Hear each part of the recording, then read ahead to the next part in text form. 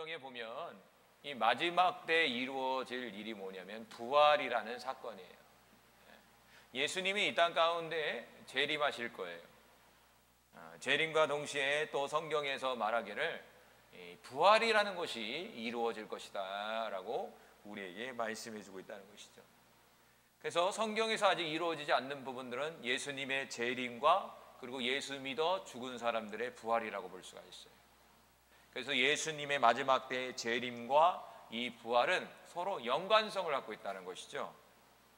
그래서 이 마지막 때를 살고 있는 저와 여러분이 이 마지막 시점에서 우리가 필요한 것은 예수님의 재림에 대한 성경의 말씀과 또 하나가 부활이라는 것이 무엇이고 부활이 어떻게 이루어지는지에 대한 사실들을 우리에게 명확하게 깨닫고 알게 되면 지금의 현재의 상황 속을 잘 이겨내고 극복할 수 있는 믿음과 힘과 소망을 우리가 가질 수 있다라는 거예요.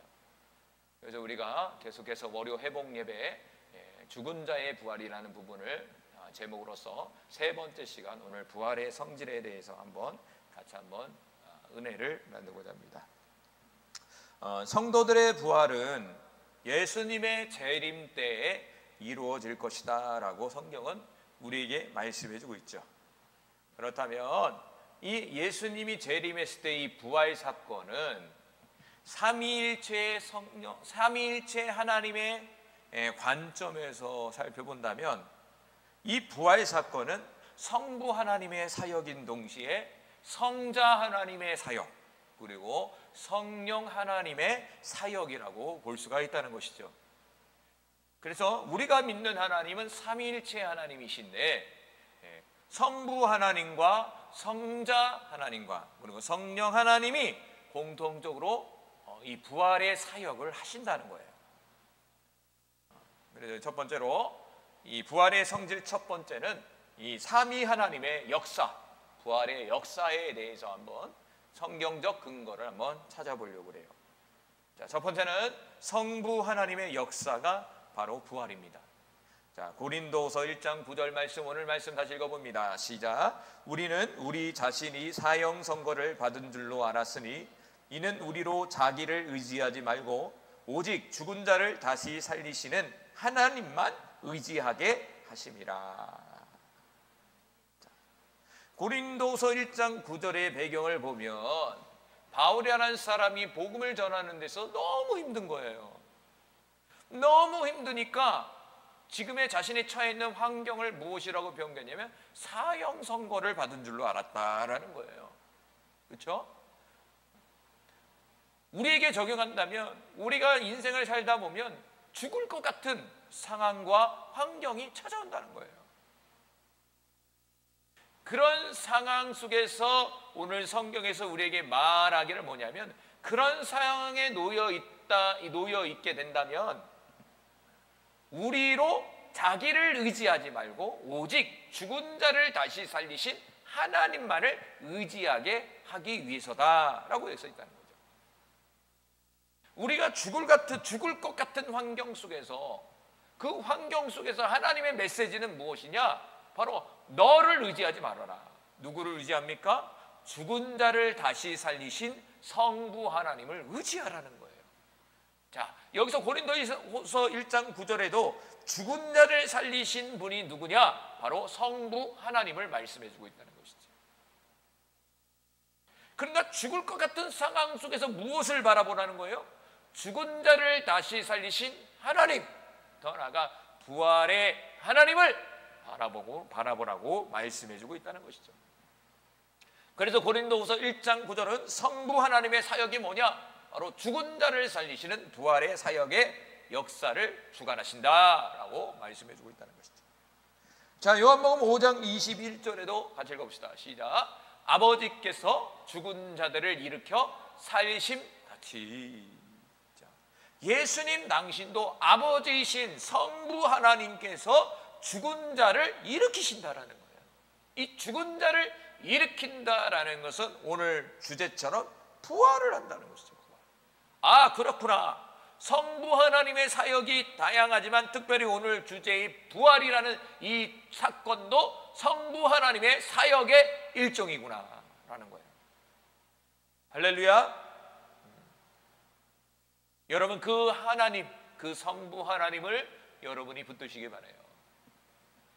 두 번째로, 이 부활 사건의 이 사역은 성부 하나님뿐만 아니라 성자 하나님의 사역이라는 거죠. 여기서 성자 하나님은 예수님을 말씀해 주고 있는 거예요. 자, 요한복음 5장 21절의 하반절에 보면 읽어봅시다. 시작. 아들도 자기가 원하는 자들 살리시느니라. 자, 요한복음 5장 21절의 상반절에는 아버지께서 죽은 자를 일으켜 살리신 같이 요한복음 5장 20절 하반절에 아들도 자기가 원하는 자를 살린다, 이렇게 써 있다는 거예요. 성부 하나님도 부활의 사역을 하시고, 성자 하나님, 아들이 되시는 예수 그리스도도 부활의 사역에 동참하신다는 거예요. 아, 그렇구나. 예수님 또한 부활의 사역에 동참자시구나 라는 것을 우리에게 말씀해 주고 있다는 거죠. 자, 요한복음 6장 40절에도 똑같이 나왔어요. 읽어봅시다. 시작. 내 아버지의 뜻을 아들을 보고 믿는 자마다 영생을 얻는 이것이니 마지막 날에 내가 이를 다 살리시리라 하시느니라. 아버지의 뜻은 뭡니까? 아들을 보고 믿는 자가 영생을 얻는 거예요. 이 아들은 성자 하나님 예수님을 말씀해 주는 거예요. 성자 하나님을 믿고 무엇을 얻습니까? 영원한 생명을 얻기를 원하신다고. 그러면서 하시는 말이 뭐냐면, 마지막 날에, 이 마지막 날이 언제입니까? 예수님이 재림할 때에 내가 이를 다시 살리리라 하시느니라. 누가 살립니까? 내가, 이렇게 되어 있잖아요. 내는 누구입니까? 예수님 당신을 말씀해 주고 있는 거예요. 마지막 날에 예수님께서 살리신다는 거예요. 어떤 사람을 살립니까? 바로 예수님을 믿고 영원한 생명을 얻는 사람들을 마지막 날에 살리신다는 거예요. 그래서 예수님이 마지막 날 이 땅 가운데 재림하는 목적은 여러 가지가 있지만 제일 큰 것이 무엇인지 아십니까? 심판이 아니에요. 믿는 사람들을 다시 부활시키는 거예요. 할렐루야. 믿는 사람들을 다시 부활시키기 위해서 다시 예수님이 이 땅 가운데 오시는 거예요. 여러분, 그날이 설레이지 않습니까? 저는 이 말씀을 딱 점거하니까 막 지금 또 갑자기 설레임이 찾아오는 거야. 과연 그 부활의 그 영광 속에서 어떤 기쁨이 우리에게 주어질까?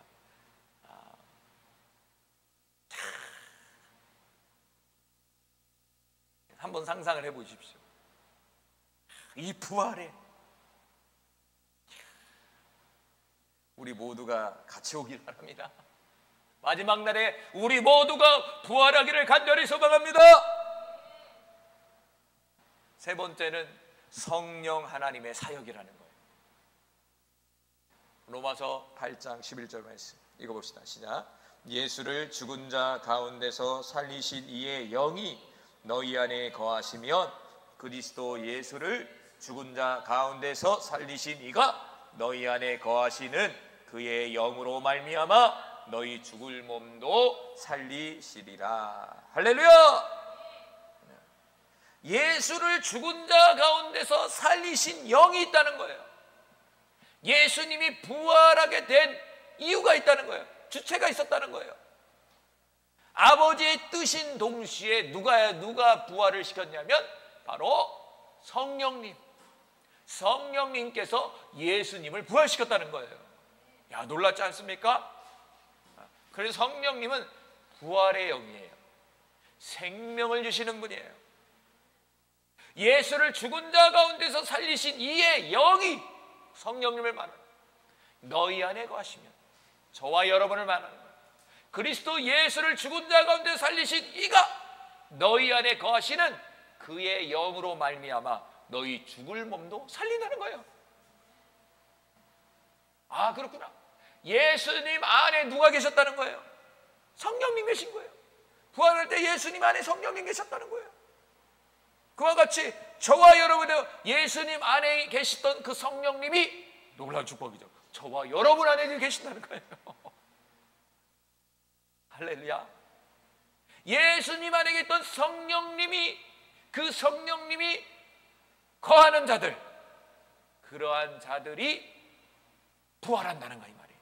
몸을 살린다는 말은 뭐냐면 부활을 얘기해요. 미래적 사건을 얘기하는 거예요. 영적 사건이 아니에요. 몸을 살리는 거예요. 부활을 분명하게 말씀해 줍니다. 그러니까 이 주체가 누구입니까? 하나님의 영이 되시는 성령님.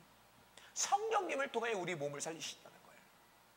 아, 그렇구나. 성부 하나님의 사역인 동시에 성자 하나님 사역이고 더 나아가 성령 하나님의 사역이구나. 그래서 삼위일체 하나님이 하나가 돼서 이 사역을 이끌어 가신다는 거예요. 무슨 사역? 부활 사역.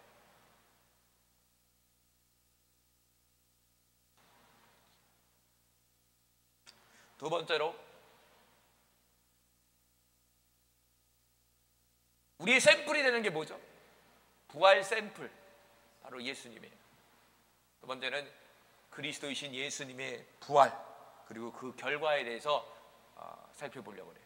결국엔 예수님의 부활과 그 결과는 저와 여러분의 미래적 사건이에요. 사실은 아, 예수님이 이렇게 부활하시고 이런 모습이었구나, 이런 결과를 줬구나. 그것은 예수님만을 말하는 것이 아니라 예수 믿는 저와 여러분의 미래적 사건을 먼저 보여주고 계시는 거예요. 그래서 예수님의 부활은 죽은 자의 첫 열매라는 거예요. 첫 열매. 첫 열매가 있으면 둘째 열매가 있다는 거예요. 그럼 열매가 달라요? 같아요? 같죠? 왜? 사과나무에서는 사과가 나는 거잖아요. 근데 열매가 다 똑같이 납니까? 나무도요, 과일나무 보면 다 다르게 나요. 먼저 낳는 과일이 있고 마지막 끝물에 낳는 사과도 있어요. 똑같은 과일나무지만 달라요. 그러니까 예수님이 과일나무로 빛나면 첫 번째 수확이야. 그러면 그 사과가 첫 번째 열렸어요. 그럼 두 번째 사과는 첫 번째 사과와 맛이 다를까요? 똑같을까요? 똑같죠. 모양이 다를까요? 같을까요? 당연히 같죠. 다만 열매를 맺는 시간차가 있었을 뿐이에요. 여러분이 부활에 대해서 더 알고 싶습니까? 그러면 여러분은 예수님의 부활 사건을 잘 열심히 묵상해 보세요. 그것은 결국에는 저와 여러분의 부활의 결과이고 부활의 모습이라는 거예요. 그게 바로 부활의 성질이라는 거예요. 자, 고린도전서 15장 13절과 22절에 예수님의 부활을 어떻게 표현해주고 있는지를 우리 같이 한번 살펴봅시다. 자, 첫 번째 13절 읽어봅니다. 시작. 만일 죽은 자의 부활이 없으면 그리스도도 다시 살아나지 못하리라. 보시죠. 부활이 없다면 예수님은 부활하지 않는다는 거예요. 그런데 어떤 부활이냐면 죽은 자의 부활이라는 거예요. 분명한 것은 여기 죽었다라는 것은 육신을 얘기한 거예요. 육신적 죽음의 부활이 없다면 그리스도도 다시 부활하지 않는다는 거예요. 자, 14절. 그리스도께서 만일 다시 살아나지 못하셨으면 우리가 전파하는 것도 헛것이요 또 너희 믿음도 헛것이며. 야, 그러니까 우리 기독교 신앙에 있어서, 우리 믿음에 있어서 제일 중요한 게 뭐라는 거예요? 어떤 신앙이라는 거예요? 부활 신앙이에요, 여러분. 그리스도께서 다시 살아나지 못했다는 것을 우리가 믿는다면, 예수님 만약 부활하지 않았다면, 우리가 그 사실을 우리가 전달한다면 그것은 헛것이요 믿음도 헛것이라는 거예요. 쓸데없는 짓이라는 거예요. 그러니까 우리 신앙에 있어서 이 마지막 때 필요한 것이 뭐냐면 부활 신앙이에요. 초대교인들이 순교자적 믿음을 가지고 그들이 순교할 수 있었던 비결은 뭐냐면 이 부활 신앙이라는 거예요. 저와 여러분도 이 마지막 때 살아갈 때 순교자적 믿음이 필요한데, 순교자적 믿음 속에서 무엇을 믿어야 되냐면 아브라함과 같이 부활의 믿음을 여러분이 소유해야 돼요. 할렐루야. 우리 모두 부활의 믿음을 갖기를 간절히 소망해요. 주님, 우리에게 부활의 믿음을 주시옵소서. 15절. 또 우리가 하나님의 거짓 증언으로 발견되리니 우리가 하나님이 그리스도를 다시 살렸다고 증언하였음이라. 만일 죽은 자가 다시 살아난 일이 없으면 하나님이 그리스도를 다시 살리지 아니하셨으리라. 사도들이 무엇을 전했죠? 주님의 제자들이 뭘 전했죠? 성경은 무엇을 전했다고 그러죠? 예수님의 십자가의 죽음과 동시에 뭐냐? 부활을 전했다는 거예요. 부활. 부활을. 왜 그럴까요? 부활은 너무나 중요하기 때문에. 죽는다는 것은 다 죽어요. 그런데 사는 건 없어요. 산다는 건 말이 안 되는 거예요. 육체적 죽음을 다 경험하는 우리가 영원히 살 수 없는 게 인간이라는 존재잖아요. 죽어서 다시 살아날 수가 없잖아요. 그런데 죽음에서 살아났다는 거예요. 누가? 예수님이. 그럼 우리 복음에 있어서, 우리 신앙에 있어서 이 부활이 이게 핵심이라는 거예요. 부활 신앙으로 발전하기 바랍니다. 그래서 제가 그런 얘기했죠. 십자가를 넘어 부활 신앙으로 가야 된다. 십자가의 주님을 십자가의 주님을 넘어 부활의 주님을 바라봐야 된다. 할렐루야. 여러분이 십자가의 신앙입니까? 부활의 신앙입니까? 여러분 십자가를 넘어 부활의 신앙으로 가야 돼요. 그런데 십자가 없이는 부활로 갈 수 없는 거예요. 다 단계가 있는 거예요. 우리의 신앙이 십자가로 채워졌다면 이제는 부활로 가야 돼요. 이제는 이 시대를 살아보니까 이 마지막 때에는 십자가를 넘어 부활의 신앙으로 가져야 돼요. 그게 바로 순교자적 믿음이에요. 앞으로 우리가 살아갈 이 마지막 때 요한계시록 이 시대에 우리에게 요구되는 것은 십자가를 넘어 부활의 신앙으로 나가 순교자적 믿음으로 승리해야 돼요. 주님, 부활의 신앙을 주시옵소서. 그래서 초대교회의 많은 하나님의 사람들은 예수가 부활했다, 예수가 부활했다라고 전달했다는 것이죠. 사실은 그 시대의 종교 지도자들이 예수가 죽었다는 것은 괜찮아, 그런데 살아났다라는 그 사실에 너무 골치가 아픈 거야. 살아났다라는 것은 메시아이고 하나님이시잖아요.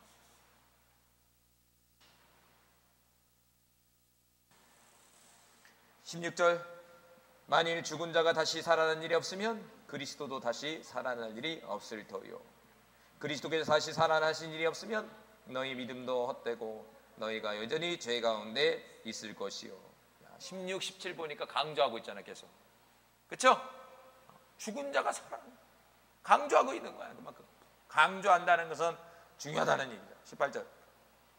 또한 그리스도 안에서 잠자는 자도 망하리니. 그리스도 안에서 잠자는 자는 누구입니까? 예수 믿다가 육체적 죽음을 당한 사람들을 얘기하는 거예요.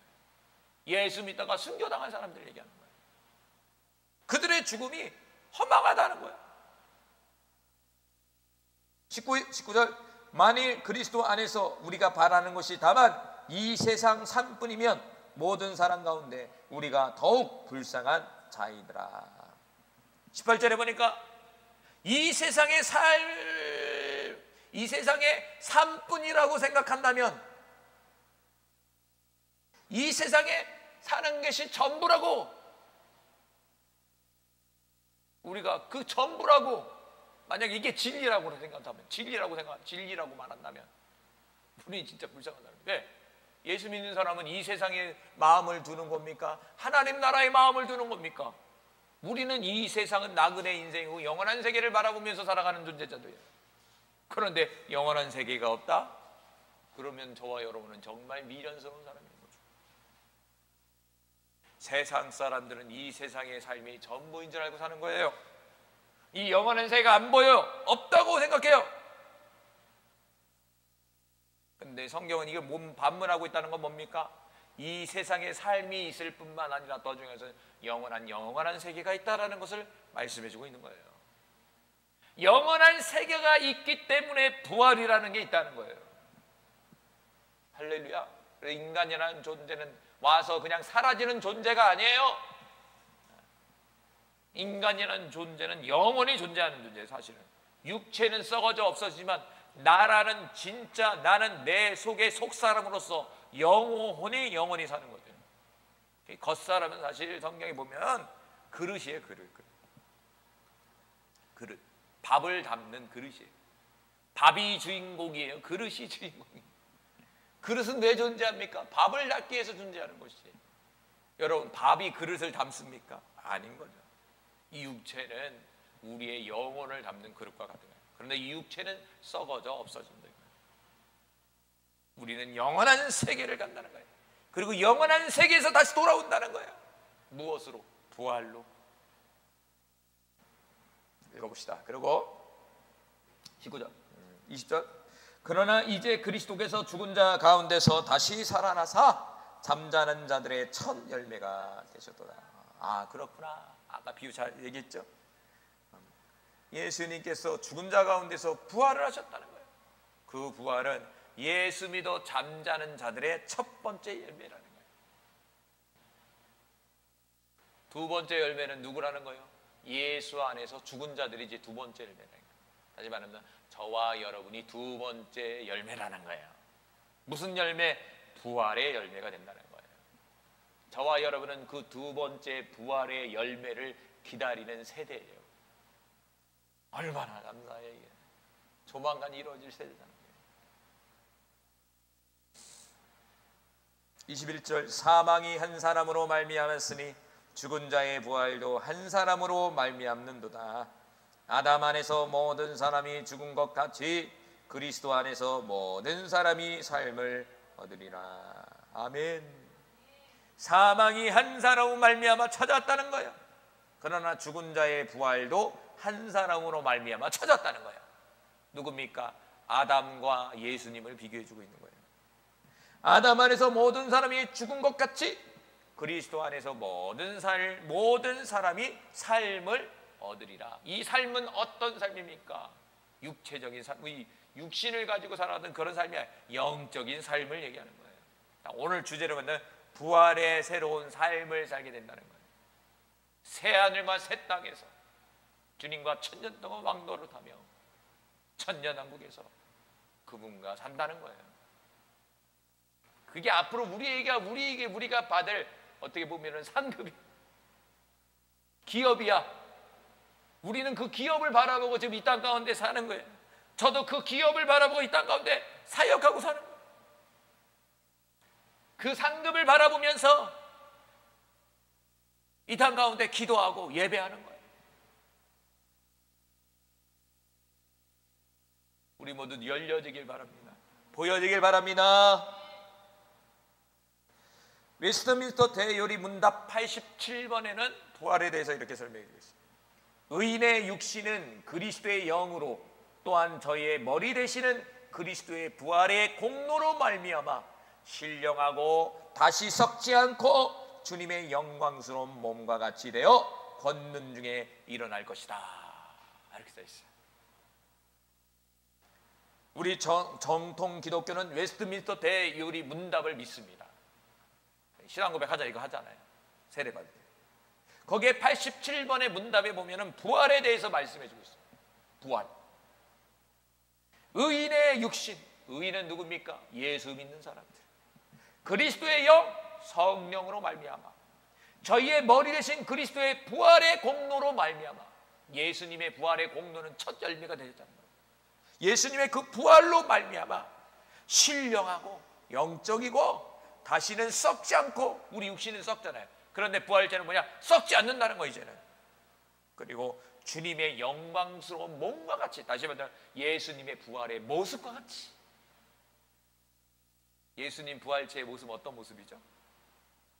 자, 문이 필요 있어요? 없어요? 부활할 때 어떻게 합니까? 문이 없는데 통과하잖아. 그 가고 시공간을 통해서 가고 싶어 해. 그런데 어떻게 합니까? 나타나죠? 그래서 만져봐라 이래. 만져집니까? 안 만져집니까? 만져집니까? 안 만져집니까? 만져지죠. 한번 상상해 보세요.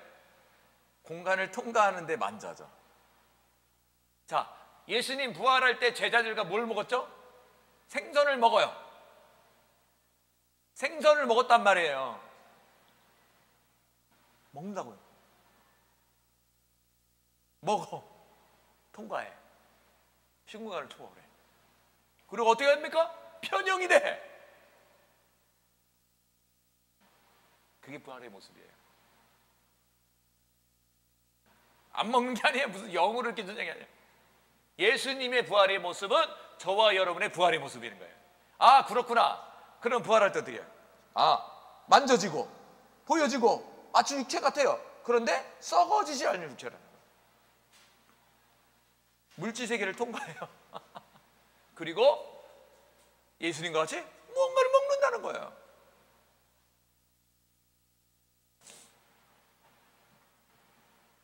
그래서 주님의 영광스러운 몸과 같이 되어 걷는 권능 중에 일어난다는 거예요. 여기서 일어난다는 것은 부활한다는 거예요. 그래서 여러분, 부활이 어떤 모습일까 이렇게 하신다면 예수님의 부활 사건을 좀 잘 살펴봐요. 그 모습이에요. 그 모습. 예수님의 부활을 보면 또 한 가지 보면 못 자고 그대로 있어요. 그렇죠?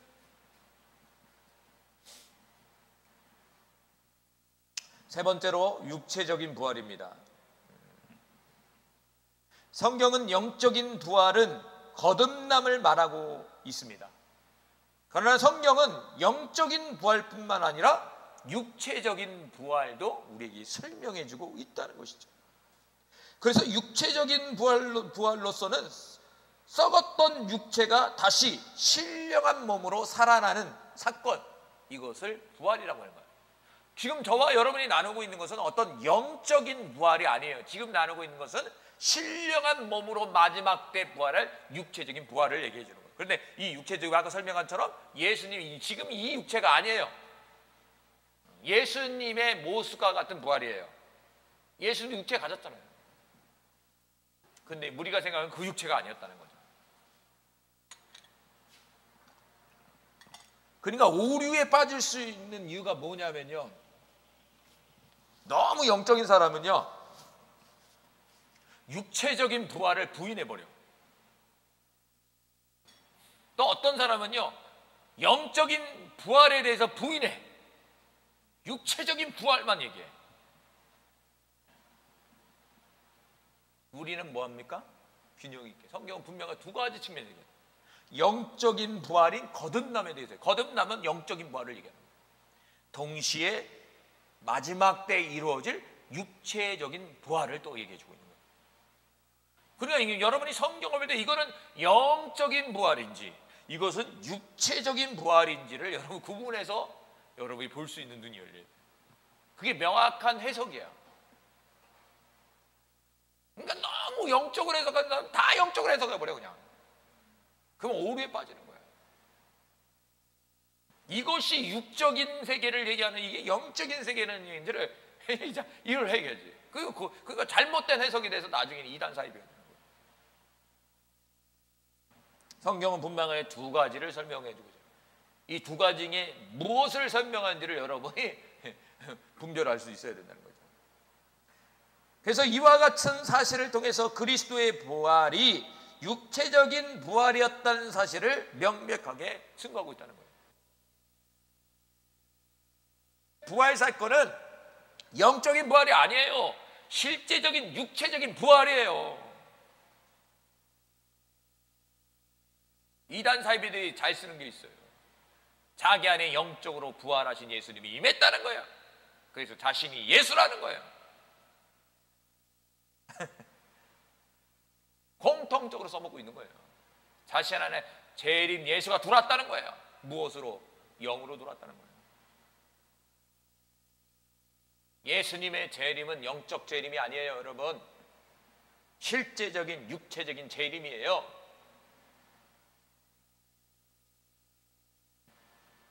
로마서 8장 11절 같이 읽습니다. 시작. 예수를 죽은 자 가운데서 살리신 이에 영이 너희 안에 거하시면 그리스도 예수를 죽은 자 가운데서 살리신 이가 너희 안에 거하시는 그 영으로 말미암아 너희 죽을 몸도 살리시리라. 아멘. 로마서 8장 11절은 분명하게 예수님의 육체적인 부활을 설명해 주고 있어요. 예수가 죽었다는 거예요. 십자가에 못 박혀 죽었다는 거예요, 실제적으로. 그런데 살아났다는 거예요. 뭐가 살아납니까? 영이 살아난 겁니까? 아니죠. 육체가 살아났다는 거예요. 육체적 부활을 지금 설명해 주고 있는 거예요. 육체적인 부활.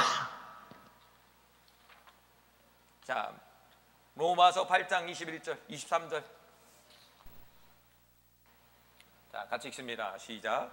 그뿐 아니라 또한 우리 곧 성령의 처음 익은 열매를 받은 우리까지도 속으로 탄식하여 양자될 것 곧 우리 몸의 속량을 기다리느니라. 자, 로마서 8장 23절에 우리 곧 성령의 처음 익은 열매를 받은 우리, 여기 성령의 처음 익은 열매가 뭘까요? 성령의 처음 익은 열매, 예수님의 부활. 예수님의 부활을 얘기하잖아요. 예수님의 부활은 우리 첫 열매, 부활의 첫 열매라고 하고 있잖아요. 그러니까 로마서 8장 23절에 성령의 처음 익은 열매는 예수님, 부활하신 예수님을 말하는 거예요. 부활하신 예수님을 우리가 안다는 거예요. 받았다라는 거예요. 첫 열매를 받았는 그게 부활하신 예수님이라는 거예요. 그러면서 뭐라고 얘기합니까? 속으로 탄식하여, 우리까지도 속으로 탄식한다는 거예요. 양자될 것, 곧 우리 몸의 속량을 기다린다. 여기서 우리 몸의 속량은 뭐냐면 육체적 부활을 얘기하는 거예요. 우리 몸의 속량. 그러니까 로마서 8장 23절에도 성령의 처음 익은 열매, 바로 육체적으로 부활하신 예수님을 설명해 줍니다. 그 육체적인 예수님의 부활은 결국에는 우리 또한 예수님과 같이 육체적인 부활을 기다리고 있다는 거예요. 우리 속사람이. 이 속사람의 음성을 들어야 되는데 얼마나 간절히 기다리는지 모르겠어요.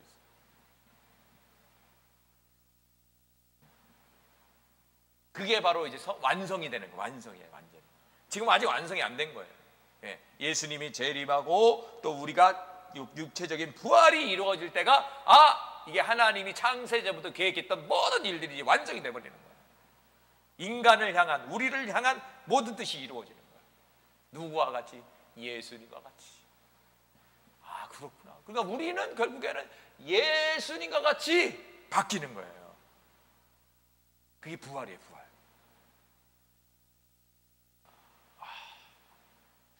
예수님과 같이. 예수님은 하나님이시잖아요. 야, 우리가 하나님같이 변한다.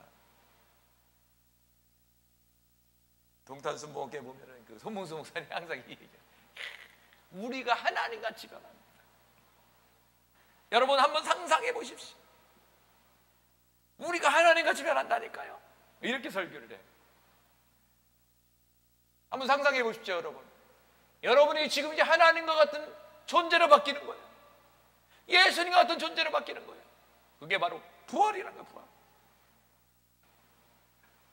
여러분 그날이 기대되지 않습니까? 여러분 그날을 소망하기를 간절히 소망합니다. 그래서 성경은 분명하게 바로 예수님의 육체적인 부활 동시에 저와 여러분의 육체적인 부활을 설명해 주고 있다라는 거예요. 여러분 이 부활의 신앙의 역사가 저와 여러분에게 나타나기를 간절히 소망합니다. 그리고 이 부활의 믿음을 붙들어서 지금의 상황을 잘 이겨낼 수 있는 우리 모든 성도님이 되기를 간절히 소망합니다.